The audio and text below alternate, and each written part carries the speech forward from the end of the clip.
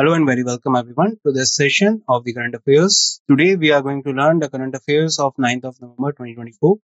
So let's start and see that what are the things we can update from this particular current affairs and what are the things we can do to enhance our general knowledge. So before we start, these are the topics I got covered for you in this day particularly. So I have got some international news, national news, state news, banking and finance news, defense news, science and technology news, sports news, important days, awards and recognitions, appointment and resignations, summits and conferences, and at last I'll summarize that what we have learned so far in this particular session. So the images used in our slide deck are for educational purpose only. We respect the intellectual property rights of original creators and owners of these images. If you are the owner of any of the images used in this deck and have any concerns or issues, please contact us at sathi@iitk.ac.in and we shall remove the images. Okay, so first news that we today have with us is India stands alone in opposing Pakistan's UN arm control proposal. So India did not support Pakistan and Syria's resolution and conventional arms control at the regional and sub-regional levels. So basically, Pakistan and Syria, they have passed a resolution that conventional arms control at the regional and sub-regional levels. That means at that level also in which particularly in every region of their country, the arms control can be done. The resolution was presented during the first committee of the UN General Assembly. Despite India's opposition, the resolution was adopted with 179 votes in favor. Proposal aimed at promoting arms control in specific regions. So as I said, that it is regarding the procurement of arms control in a specific region, and for that purpose, the UN arms control proposal has been passed with 179 votes in favor. But India opposed this resolution at the UN. Indian Railways signs memorandum with Switzerland for technical cooperation. So Indian Railways has signed a renewed memorandum of understanding with the Federal Department of Environment, Transport and Communication of Switzerland to enhance technical cooperation. So basically, Indian Railways have signed a memorandum with the Switzerland for technical type of cooperation for the development of transportation and communication, and also in the enhancement of environment. If we talk about Switzerland, Switzerland is a country that you will find in Europe. The agreement established through video conferencing was jointly approved by the Ministry of Railways and the Ministry of External Affairs. So basically under this particular category, the agreement has been established through the video conferencing. The MOU was aimed to strengthen technical cooperation in areas like technology, sharing, track maintenance, management, and construction. So sharing of technology, particularly track maintenance in the railways and management and constructions, all these will be done with the help of Switzerland. Recently, we also got a particular affiliation of European Investment Bank in the construction of circuit railways in Bengaluru. Companies from Switzerland will contribute by providing specialized machinery, materials, and consultancy services for tunneling projects. So especially for the tunnel projects, the Switzerland will contribute with their machinery and their materials and the consultancy services. Australia selected as the country of focus for the Indian International Film Festival of India. So basically, the Ministry of Information and Broadcasting announced Australia as the country of focus at the 55th edition of the International Film Festival of India, scheduled to take place in Panji, Goa. To add to your memory, Cannes Film Festival is from France and International Film Festival of India is from India, and this year it is going to be commemorated in Goa. This recognition aims to celebrate contribution of Australian cinema to the global film industry, highlights Australia's rich storytelling traditions, vibrant film cultures, and innovative cinematic techniques. 7 Australian films offering a diverse blend of genres, from critically acclaimed dramas to powerful documentaries. Visually stunning thrillers and light-hearted comedies will be presented at the IFFI 2024. So do remember this thing that 7 Australian films to be broadcasted and Australia is considered as the focus country. International Film Festival of India, founded in 1952 as one of the Asia's most significant festival, offering the platform for filmmakers to present their works. So do remember this, that Australia selected as the country of focus for the IFFI. Brazil becomes the second BRICS country not to join China's BRI. So last year it was Italy and this year it was Brazil. So Brazil has officially decided not to join China's Belt and Road Initiative. So first of all, you need to understand that what is Belt Road Initiative.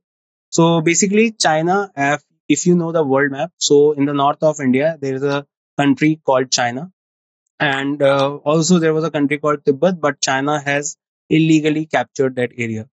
Now, if we are talking about China, so China wants to grow or wants to connect with the Arabian Sea and the countries towards the Central Asia, Africa, and Middle East countries with the initiative that is called One Belt, One Road Initiative. Under this, they are going to create or infrastructures that particularly connects the roads, the railway tracks, and with the Sea of Arabian Sea, and also to construct these roads to connect to the, as I said, the Central Asia, Africa, and other parts. But the main point is that it is going to be passed through the POK, that is the Pakistan occupied Kashmir. And because of that, India has restrained itself from supporting China's One Belt One Road initiative, and now Brazil has also backed out from this initiative.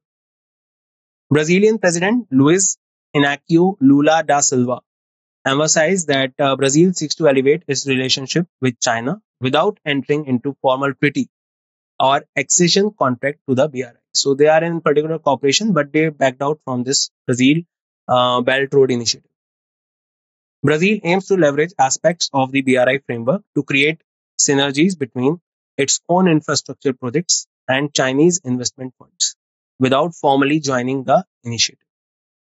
BRICS originally consisted of Brazil, Russia, India, China, South Africa, Egypt, Ethiopia, Iran, Saudi Arabia, and UAE, admitted as the new members. So do remember that Brazil becomes the second BRICS country not to join China's BRI, which is the first one, that is Italy last year. This year, G20 meeting is also going to be held in Brazil. Earlier, the BRICS summit was to be held in Brazil, as last year it was in South Africa. But as Brazil is already holding the meeting of the G20. So BRICS has been transferred to Russia. So this year, the BRICS summit was held in Russia, if you remember, in October, where the BRICS currency was also inaugurated. ECI signs memorandum on electoral cooperation with Uzbekistan Central Election Commission. So Election Commission of India, that is, if we talk about Article 324 of the Indian Constitution, signed an electoral cooperation agreement with Uzbekistan's central poll body, Central Election Commission, during a visit of Chief Election Commissioner Rajiv Kumar to Tashkent as an international observer for the upcoming elections. So basically, please remember just one thing, that Election Commission of India is in electoral cooperation with Uzbekistan. Memorandum further strengthen and deepen interactions between the two election management bodies for the mutual benefit of democracy. Two bodies have previously engaged in mutual cooperation with officials from each country participating as observers in each other's elections. Both commissions actively engage in global electoral forums such as Association of World Election Bodies and Association of Asian Election Authorities. So do remember this thing, that ECI has signed a memorandum on electoral cooperation with Uzbekistan.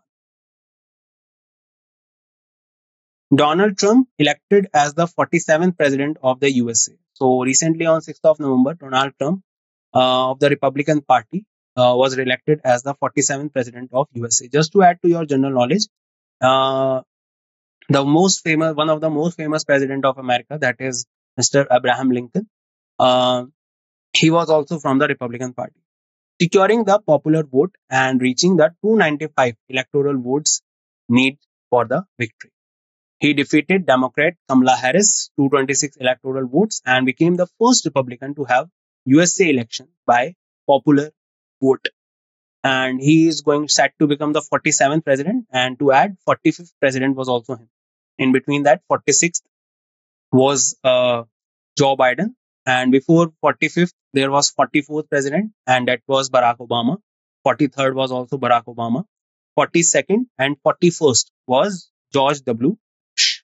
So these are some of the last six presidential posts in USA. Donald Trump will take over from Joe Biden, the incumbent president of USA. Trump is the first former president to return to power since Grover Cleveland regained the White House in 1892 elections. So do remember this thing. And this is the he's going to be the 47th president of USA. Center doubles stubble burning penalty post Supreme Court directive. So Union Ministry of Environment, Forest and Climate Change has doubled the fines on stubble burning. What is stubble burning, first of all? So you must have heard a Hindi word called parali, and it is in English is known as stubble. So before the month of October, November, and September, there's a season called monsoon. During the monsoon season, the most famous cultivation is known as the rice. Rice cultivation is most influenced cultivation during the monsoon period. And when we harvest the rice, the residual that left behind is known as stubble or parali. So to create to particularly make the land of cultivation prepare for the next type of crops, that are wheat and other type of crops, stubble burning is very important, and it is a part of the cultural or the ancient type of agriculture. So during this particular time every year, there is a big thing that occurs that is called smoke problem, because when the pollution or the particular smoke of these stubble burning and the particular fog or the mist combines together, it creates smog, and it particularly also enhances the air quality of Delhi region majorly. So now centers has doubled the stubble burning penalty post Supreme Court directive. So now according to the Supreme Court directive, some ban should be there. So center has doubled the penalty on stubble burning. The decision follows the Supreme Court criticism of toothless penalties under the Environment Protection Act 1986. The move aims to curb stubble burning and improve air quality in Delhi and nearby regions. Enhanced penalties are expected to deter farmers from burning crop residue. So do remember that center doubles the stubble burning penalty post Supreme Court initiative directive. NTPC celebrates 50th Raising Day, a legacy of powering India's growth. So NTPC Limited, India's largest integrated power utility, celebrated its 50th Raising Day. The event marked 5 decades of growth, innovation, and sustainable energy development. Shri Gurdeep Singh, CMD, led the celebration at the Engineering Office Complex in Noida. Employees across the country joined virtually, reflecting NTPC's commitment to India's energy needs and clean energy technology. So do remember this thing, that NTPC celebrate 50th Raising Day, a legacy of powering India's growth. Shri JP Nadda launches scheme to strengthen medical device industry. So the Union Minister of Chemical and Fertilizer, and he's also the Health Minister of India, Mr. JP Nadda, and also the leader of the party, that is BJP, Bharatiya Janata Party, launched the scheme for strengthening the medical device industry. The scheme aims to boost the sector and makes India self-reliant on medical devices. Recently, traditional medicine center was also to be established in Jamnagar, with a total outlay of rupees 500 crores over manufacturing skill development, clinical studies, infrastructure, and industry promotion. Launch event included Union Minister of State Srimati Anupriya Patel, Secretary of the Department of Pharmaceutical Shri Arunish Chawla, and industry representatives. So do remember that Shri JP Nadda launches schemes to strengthen medical device industry. And this is launched by the Union Minister of Chemical, Fertilizer and Medicine, that is Mr. JP Nadda. Bengaluru unveils first digital population clock at ISEC. So on 8th of November, Bengaluru inaugurated its first digital population clock at the Institute for Social and Economic Changes. The innovative clock displays real-time population estimates for Karnataka and the entire country. The aim is to provide up-to-date demographic data to citizens, researchers, and policymakers. Installation marks a significant milestone in demographic data accessibility. So please remember that where is the first digital population clock established, and it was established in Bangalore. And according to that, which has particularly established it, so it is established by Institute for Social and Economic Change. Uttarakhand Foundation Day celebrating history and heritage. So Uttarakhand Foundation Day, also known as Uttarakhand Divas, marks the formation of Uttarakhand as a separate state in India. Celebrated on 9th November, the state is known as the land of gods, Devbhumi. So please remember that Uttarakhand is also known as the land of gods, that is Devbhumi. If you want more to know about Uttarakhand, then Chief Minister of Uttarakhand is Mr. Pushkar Singh Dhami. The capital is Dehradun. And apart from that, there are also the small four dhams are also there. Yes, the four dhams are actually the four dhams are Badrinath, um, Dwarka, Rameshwaram, and Jagannath. But when we talk about the Chota Char Dham, then these are Badrinath, Kedarnath, Gangotri, and Yamunotri. So they are also exist in Uttarakhand. And Uttarakhand is also known as the land of gods, Devbhumi. Uttarakhand is famous for scenic beauty and numerous Hindu pilgrim sites. The day honors the cultural and historical significance of Uttarakhand and its journey to becoming a distinct state. So Uttarakhand Foundation Day is particularly celebrated on 9th of November. Meluri officially declared as the 17th district of Nagaland. So you can see the map of Nagaland here. So Nagaland is a state in the northeastern side of India. Among the seven sisters state, Nagaland, you will find Nagaland adjacent to Arunachal Pradesh and Assam. And apart from that, when we talk about Nagaland, so Nagaland's capital is Kohima. Recently, 25th Hornbill Festival was celebrated there. So Meluri officially became the 17th district of Nagaland, following the notification from the governor of Nagaland, La Ganeshan. This transition elevates Meluri from subdivision of Thek district to an independent district. So earlier it is used to be the part of this district, that is Thek, but now it will be a different district. Meluri includes 31 villages covering area of 1011 square kilometer with 4 administrative headquarters such as industrial town of Vaziu and the international trade center in Avanku, Nagaland. Meluri, primarily inhabited by the Pokri Naga tribe, is located near the international border with Myanmar. So do remember, Meluri officially declared as the 17th district in Nagaland. RBI updates KYC rules to enhance verification and security. So RBI introduced 6 amendments to its KYC master directions. Effective from November 6, these updates aim to streamline the Know Your Customer process. So the highest regulatory body of banking in India has now updated the KYC rules. The changes are designed to make financial transactions more secure, accessible, and reliable.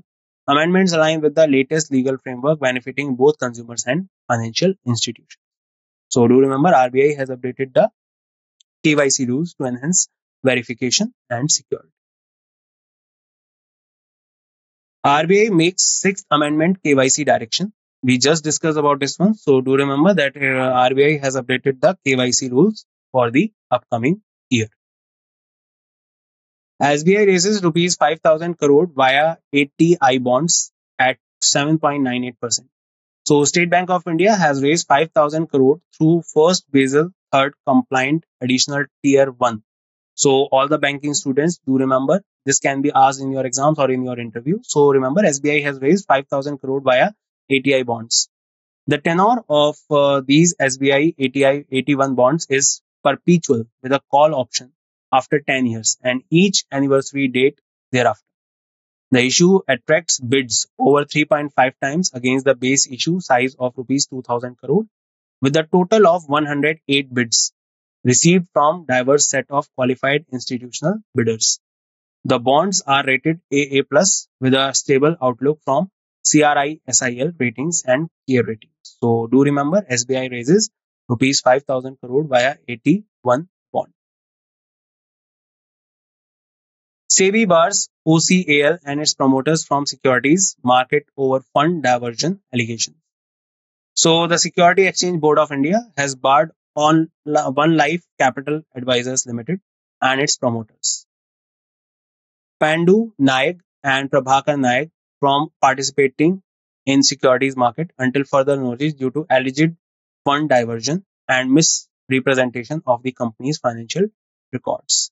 So, Security Exchange Board of India, this particular exchange was particularly given power after the 1992 scam, has now barred the OCEL and its promoters from security markets. So, basically, they must be doing some irregular activities regarding the security bonds, and for that purpose, they have been barred. One Life Capital Advisors. SEBI has prohibited the NEGs from serving as director or key managerial personnel in any listed company that plans to raise funds from the public or any SEBI registered intermediary until further notice. OCAL method involved various regulatory violations, including hidden transactions among related parties without proper disclosure or approval, diversion of funds as loans to related parties, and failure in corporate governance. The order followed an October 22 complaint to SEBI about alleged fund diversion and financial misrepresentation by FCHL and OCAL, with NSE also investigating OCAL based on their internal alerts. So do remember that SEBI bars OCAL and its promoter from security markets. CCI approved acquisition of additional 31.52% stake of Agilus Diagnostics Limited by Fortis Healthcare Limited. So on 29th October 2024, the Competition Commission of India approved the proposal of Fortis Healthcare Limited to acquire an additional 31.52% stake in Agilus Diagnostics Limited. So you all know that CCI, the Competition Commission of India, is a body that particularly takes care of the merger and acquisition of companies. Now have approved the Fortis Healthcare Limited to acquire additional 31.52% stake in Agilus Diagnostics. Following the transaction, shareholding of FHL in Agilus will increase from the current 57.68 to 89.2. Proposed combination also involves the merger of Diligent Power Private Limited into DB Power Limited, a wholly owned subsidiary of DPPL, and the reorganization of Decor Thermal Power Private Limited, pursuant to the buyback of certain securities. Proposed combination involving the acquisition of additional stake in ThoughtWorks Holdings by London-based Apex Partner LLP and Temasek Holdings Limited was also approved. So do remember that CCI has approved the acquisition of additional 31.52% stake. India-Australia launched joint military drill Austra Hind in Maharashtra. So this is another exercise of Australia and India, and the third edition of the joint military exercise Austra Hind commenced at the Foreign Training Node in Pune, Maharashtra. Exercise is scheduled from November 8 to November 21. Austra Hind is an annual event held alternately in India and Australia. Previous edition took place in Australia in December 2023. So Australia and India are in military exercise, that is Austra Hind. Other than this, Australia and India are also part of Malabar exercise, that is a naval exercise. It also includes USA and Japan. Ministry of Defense Minister Rajnath Singh launches Aditi 3.0 challenge and DISC 13 during Swavalamban 3.0. So remember this word Swavalamban, and now Rajnath Singh, the Minister of Defense, has launched Aditi 3.0 challenge. So Union Minister Rajnath Singh, Ministry of Defense, has launched the third edition of Acing Development of Innovative Technologies challenge and 13 Defense India Startup Challenge during Swavalamban 3.0. Initiatives were launched at Bharat Mandapam in New Delhi by the Naval Innovation and Indigenization Organization. Aditi 3.0 aims to foster innovation in defense technologies by encouraging startups enterprise to develop cutting-edge solutions including high-power microwave weapon system.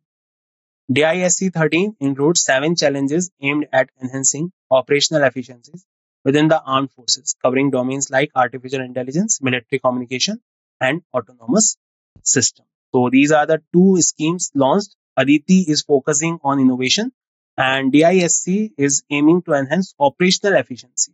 Okay, so that is the difference. And these are the part of Swawalamban 3.0, which is particularly a scheme or particular type of event under which the enhancement and particularly the progress of defense forces are being the project or the priority of the government. Atmos 2024, a 3-day tech extravaganza at BITS Plani, Hyderabad campus. So Atmos 2024, a 3-day technical fest on November 8 at BITS Plani, Hyderabad campus. It begins. The event features intellectual entertainment packed activities running until 10th November. Students showcase their innovative skills in dynamic contests like robot wars, drone racing, and hackathons. Since its inception in 2012, Atmos has become one of India's most awaited tech events, including cultural and recreational activities. So remember Atmos 2024, 3-day tech extravaganza at BITS Plani. Government invites proposal for Green Hydrogen Excellence Center. So the Ministry of New and Renewable Energy has issued a call for proposal for setting up Center of Excellence. This initiative is the part of research and development scheme of the National Green Hydrogen Mission. Announced on 4th of November, the call aims to advance green hydrogen technologies. COEs will focus on research, innovation, development in the green hydrogen sector. So do remember the government invites proposal for Green Hydrogen Excellence Center. Recently, a bit ago, particularly when we talk about IUCL and when we talk about the development of hydrogen energy in India. So recently, a hydrogen energy plant or hydrogen fuel plant was also created in Vijaypur in Madhya Pradesh. And particularly, Green Hydrogen Excellence Centers is proposed by the government. India becomes second largest smartphone market by unit volume in Q3. So India's smartphone market has become the second largest global by unit volume in Q3 2024. According to Counterpoint Research, India accounted for 15.5% of global smartphone shipments. India surpasses US, which held 12% share, trailing China's 22%. By value, Indian market share rose slightly to 12.3% from 12.1%. To add to this, about the recent index we got, China is turned out to be the largest trader with India recently. And apart from that, in terms of oil, the highest supplier of oil to India is Russia.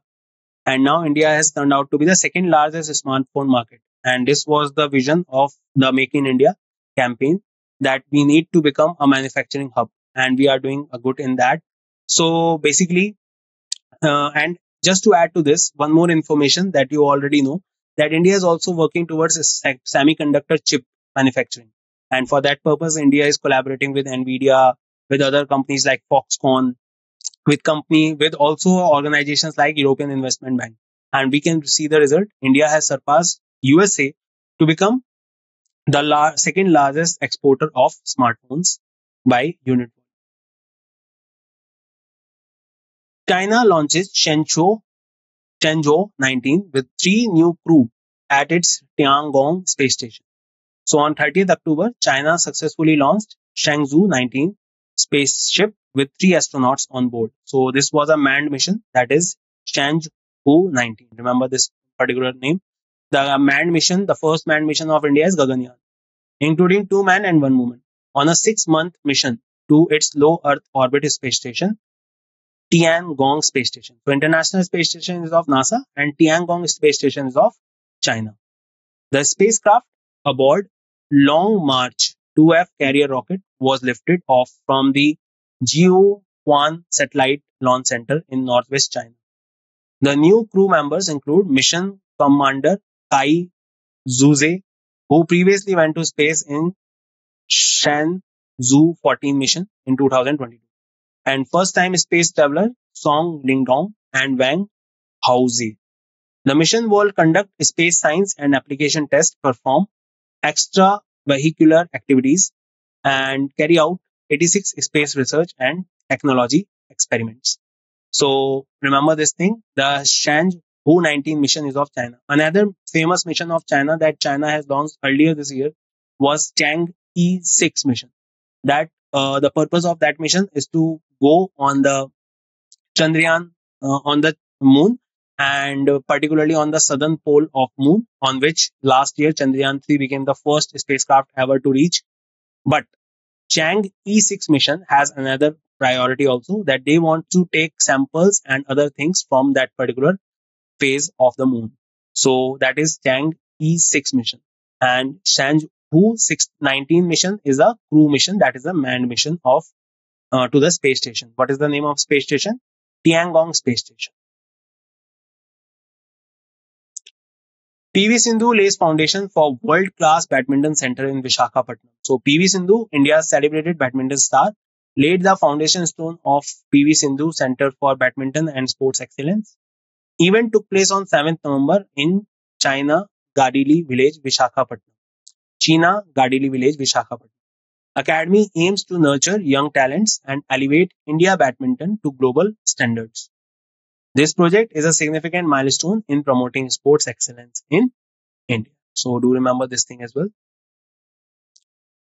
Mohammad Nabi to retire from ODI cricket after Champions Trophy 2025. So Champions Trophy 2025 is set to hold in Pakistan in next year, in the starting of next year. And Mohammad Nabi, a famous cricketer from Afghanistan cricket team, is set to retire from ODI after this particular tournament. So Afghanistan Cricket Board confirmed this decision. Nabi's retirement marks an end of an era for one of Afghanistan's most influential cricketers. He will continue to play T20 international, contribute his experience, leadership to Afghanistan's short format ambition. So remember, Mohammad Nabi is set to retire. Other players who retired recently, like David Malan from England, Moeen Ali from England, and other than them, recently we can see some more retirements, as David Warner was also retired. And in India, Virat Kohli, Ravindra Jadeja, and Rohit Sharma retired from international T20. International Week of Science and Peace, 9 to 15 November. So International Week of Science and Peace, celebrated annually from 9 to 15 November. IWOSP promotes the role of science and technology in fostering global peace and cooperation. First observed in 1986 during the International Year of Peace. It encourages scientific solution to global issues. The week fosters international dialogue and collaboration in scientific endeavors. So do remember the International Week of Science and Peace. That means that how the science can enhance or create an environment of peace. So for that purpose, this week has been commemorated. World Science Day for Peace and Development 2024. So World Science Day for Peace and Development is celebrated on 10th of November. That is why from 9 to 15 it was the week commemorated for this particular day. Vital role of science in society and its contribution for global peace and sustainable development. UNESCO, organized by UNESCO in 2001, emphasize connecting science with society. The day ensures scientific knowledge is shared widely, make it relevant and accessible to everyone. World Adoption Day 2024. So World Adoption Day is observed on 9th November, dedicated to raising awareness about the impact of adoption. The day highlights the importance of giving orphaned, abandoned, and neglected children a second chance at family life. It encourages societies to recognize the difference that love, care, and stability in a family environment can make. World Adoption Day underscores the transformative power of adoption in a child's life. So World Adoption Day 2024 is being observed on 9th of November.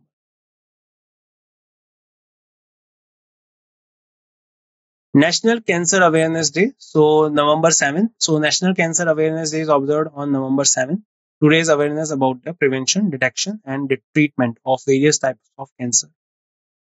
NCAD aims to educate the public about early detection, healthy lifestyle choices, and access to quality cancer care. NCAD was initiated in India in September 2014 by Dr. Harshvardhan, the former Union Minister of Health and Family Welfare. The first NCAD was observed on 7th of November 2014. AFC Awards 2023, Son Heung-min, Ellie Carpenter honored as Asia's best international players. So on 29th October, Tottenham Hotspur and South Korea forward Son Heung-min named as the Asia's International Player of the Year by the Asian Football Confederation during its annual award ceremony held at the Grand Peace Palace at Kyung-hee University in Seoul. Mathilde Das, fullback and Australian player Ali Carpenter, who plays for French club Lyon, won the inaugural Asian International Women's Player of the Year award. Akram Afif, 27-year-old player from Qatar, was conferred with the AFC Player of the Year award. Kiko Seki, a 28-year-old player from Japan, was named as the AFC Women's Player of the Year award for 2023. So do remember AFC Awards 2023 as honored as Asia's best international. Harshvardhan Agrawal to take over as FICCI president from November 21.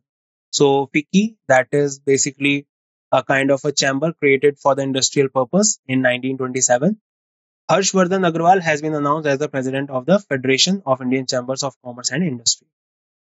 Agrawal currently serves as the senior vice president of FICCI. He is set to assume the role of president on 21 November. Announcement was made during the FICCI National Executive Committee meeting. Government appoints S. Gopal Krishnan as the chairman of SSC. So Government of India has appointed S. Gopal Krishnan, 1991 batch Indian Administrative Officer, chairman of Staff Selection Commission from 31st October. Gopal Krishna succeeds Rakesh Ranjan, the 1992 batch IS officer, who took voluntarily retirement from service. V. Uma Shankar, 1993 batch officer, had been appointed as the Secretary of Ministry of Road Transport and Highways. Vikram Dev Dutt, who was the Director General of Civil Aviation, has been appointed as the Secretary of the Ministry of Coal. So do remember that government appoints S. Gopal Krishna as the chairman of SSC. 17th Urban Mobility India Conference and Expo held in Gandhinagar, the gift city. So Bhupendra Patel, the Chief Minister of Gujarat, inaugurated the 17th Urban Mobility India Conference and exhibition at the Mahatma Mandir Convention Center in Gandhinagar, Gujarat. The theme of the 2024 conference is standardization and optimization of urban transport solutions. Ministry of Housing and Urban Affairs organized the UMI 2024 in collaboration with the Institute of Urban Transport India and with the support of the Government of Gujarat. Gujarat Metro Rail Corporation Limited. Event was held from 25th of October to 27th of October. During the closing ceremony, the winners of Best Practice Project in Urban Transport were awarded to state and city authorities in the total of 9 categories. So do remember that the 17th Urban Mobility India Conference Expo held in Gandhinagar, that is the gift city. Event was held from 25th to 27th of October. So let's revise what we have learned so far in this session. So India stands alone in opposing Pakistan Unarms Control Proposal. Indian Railway signs MOU with Switzerland for technical cooperation. Australia selected as the country of focus for the International Film Festival of India. Brazil becomes second BRICS country not to join China's BRI. ECI signs MOU on electoral cooperation with Uzbekistan Central Election Commission. Donald Trump elected as the 47th president of the USA. Center doubles stubble burning penalty post Supreme Court directives. NTPC celebrates 15th Raising Day, a legacy of powering India's growth. JP Nadda launches scheme to strengthen medical device industry. Bengaluru unveils first digital population clock at ISEC. Uttarakhand Foundation Day celebrating history and heritage. Milluri officially declared as the 17th district of Nagaland. RBI updates KYC rules to enhance verification and security. RBI makes Sixth Amendment KYC direction. SBI raises 5,000 crore via 80 I bonds. SEBI bars Ocul and promoters from securities market over fund diversion allegation.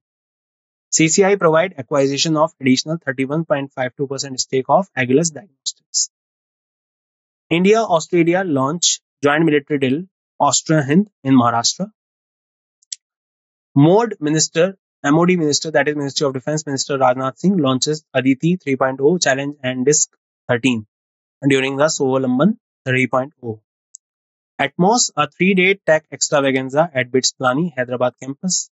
Government invites proposal for Green Hydrogen Excellence Center. India becomes second largest smartphone market by unit volume after China. China launches Shenzhou 19 with the three new crew at its Tiangong space station. PV Sindhu lays foundation for the world-class badminton center in Visakhapatnam. Mohammad Nabi to retire from ODI cricket after Champions Trophy 2025. International Week of Science and Peace 2024, 9 to 15 November. World Science Day for Peace and Development 2024. Date, theme, history and significance. World Adoption Day 2024. National Cancer Awareness Day November 7. AFC Award 2023 given to the Asia's best international players. Harshvardhan Agarwal took over as the FICCI president. Government appoints S. Gopal Krishnan as the chairman of SSC. 17th Urban Mobility India Conference Expo held in Gandhinagar, Gujarat. And that's it in this session, guys. I hope you learned a lot of things, gained a lot of knowledge. I will meet you once again in next session. Till then, take care everyone and see you soon.